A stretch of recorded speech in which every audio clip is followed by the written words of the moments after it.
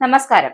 Iran തൊടുത്തുവിട്ട ballistic മിസൈലുകളുടെ പ്രഹരശേഷിയിൽ വിറങ്ങലിച്ചു നിൽക്കുന്ന ഇസ്രയേലിനെ സംബന്ധിച്ചിടത്തോളം ഇനി സുരക്ഷിതമായ ഒരിടം സ്വന്തം മണ്ണിലല്ല എന്ന തിരിച്ചറിവ് വൈകിയാണെങ്കിലും അവർക്ക് വന്നിരിക്കുകയാണ്. തങ്ങളുടെ ഏറ്റവും വലിയ അഹങ്കാരമായ ഹെർമിസ് 900 ഡ്രോണുകളുടെ ഉൽപാദനം അധിനിവേശ മണ്ണിൽ നിന്നും സെർബിയയിലേക്ക് മാറ്റാനുള്ള ഇസ്രയേലിന്റെ നിശബ്ദത നീക്കം വെറും ഒരു കച്ചവടമല്ല, മറിച്ച് ഇസ്ലാമിക റിപ്പബ്ലിക് ഓഫ് ഇറാന്റെ പ്രതികാര നടപടികളിൽ നിന്നും രക്ഷപ്പെടാനുള്ള ഒരു ഒളിച്ചോട്ടം കൂടിയാണ്. അതായത് ഗാസയിൽ വംശഹത്യ നടത്തി ലാഭം കൊയ്യുന്ന എൽബിറ്റ് സിസ്റ്റം ബെൽഗ്രേഡിന് സമീപം തങ്ങളുടെ പുതിയ ഫാക്ടറി തുടങ്ങുമ്പോൾ അത് ലോകത്തിന് നൽകുന്ന സൂചന വ്യക്തമാണ്. ഇസ്രയേലിന്റെ പ്രതിരോധത്തിന്റെ ഉരുക്കുകോട്ടകൾ തകർന്നടിഞ്ഞിരിക്കുന്നു. ഇനി ആശ്രയം വിദേശ മണ്ണിലെ നിഗൂഢ താവളങ്ങൾ മാത്രമാണ്.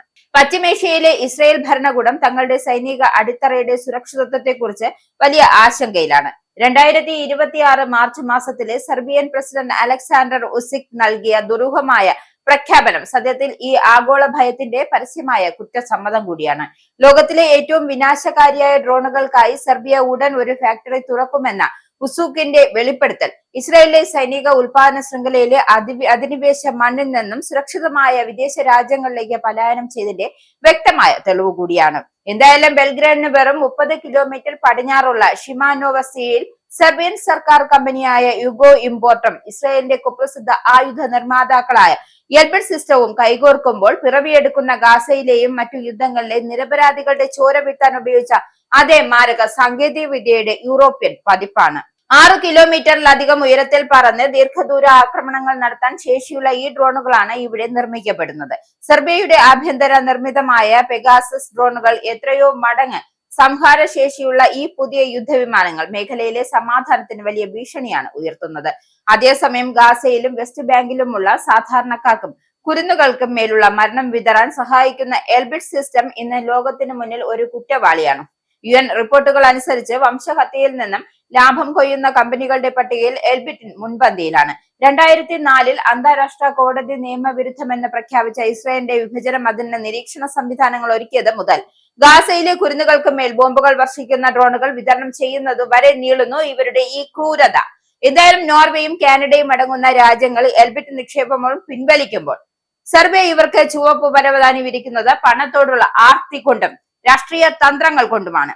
എന്നാൽ ഇവരുടെ തന്ത്രപരമായ നീക്കം ഭാവിയിലെ സംഘർഷങ്ങൾ സെർബിയയെ ഒരു പ്രധാന സൈനിക ലക്ഷ്യമാക്കി മാറ്റാൻ സാധ്യതയുണ്ട് എന്നാണ് അന്വേഷണ റിപ്പോർട്ട്. എന്തായാലും അമേരിക്കയുടെ നിശബ്ദ പിന്തുണയോടെ നടക്കുന്ന ഈ നീക്കം സത്യത്തിൽ അമേരിക്കയുടെ കൂടി പരാജയമാണ് എന്ന് വിളിച്ചോതുന്നത്. ഇറാന്റെ സൈനിക കരുത്തിൽ അമേരിക്കയ്ക്ക് പോലും ഭയമുണ്ട് എന്ന് നേരിട്ടുള്ള ഒരു ഏറ്റുമുട്ടലിന് തുനിയാതെ തങ്ങളുടെ സഖ്യകക്ഷിയെ വിദേശ മണ്ണിൽ ഒളിഞ്ഞിരിക്കുന്നത് ആയുധം നിർമ്മിക്കാൻ അവർ സഹായിക്കുമെന്നാണ് വ്യക്തമാക്കുന്നത്. എന്തായാലും ഹെർമിസ് 900 ഡ്രോണുകളുടെ ഭൂരിഭാഗവും ഇറാനിയൻ വ്യോമ പ്രതിരോധ സംവിധാനങ്ങൾ തകർത്തെറിഞ്ഞതോടെ ഇസ്രായേൽ ഭരണകൂടത്തിന്റെ ആത്മവിശ്വാസം പൂർണ്ണമായും തകർന്നിരിക്കുകയാണ്. സ്വന്തം അതിർത്തികൾക്കുള്ളിൽ ആയുധം നിർമ്മിക്കാൻ ധൈര്യമില്ലാത്ത ഒരു ഭരണകൂടമായി ഇസ്രായേൽ മാറിയിരിക്കുന്നു എന്ന യാഥാർത്ഥ്യമാണ് ഈ സെർബിയൻ കരാർ ലോകത്തിന് കാണിച്ചു കൊടുക്കുന്നത്. എന്തായാലും ഇസ്രായേൽ ഇത്ര പെട്ടെന്ന് സെർബിയയിലേക്ക് ചേക്കേറാൻ ഒരു പ്രധാന കാരണം കൂടിയുണ്ട്. ഇറാനെതിരായ യുദ്ധത്തിൽ ഇസ്രായേലിന്റെ ഡ്രോൺ പടക്കേറ്റ പ്രഹരം അത്രമേൽ വലുതായിരുന്നു. തങ്ങളുടെ പക്കലുണ്ടായിരുന്ന ഹെർമിസ് 900 ഡ്രോണുകൾ 80% ഇറാനിയൻ വ്യോമ പ്രതിരോധ സംവിധാനങ്ങൾ തകർത്തെറിഞ്ഞു കളഞ്ഞു. ഇത് കണ്ടെത്താൻ കഴിയില്ല എന്ന് ഇസ്രായേൽ അഹങ്കരിച്ച ഡ്രോണുകളെ ഇറാൻ വെറും ലക്ഷ്യങ്ങളാക്കി മാറ്റി.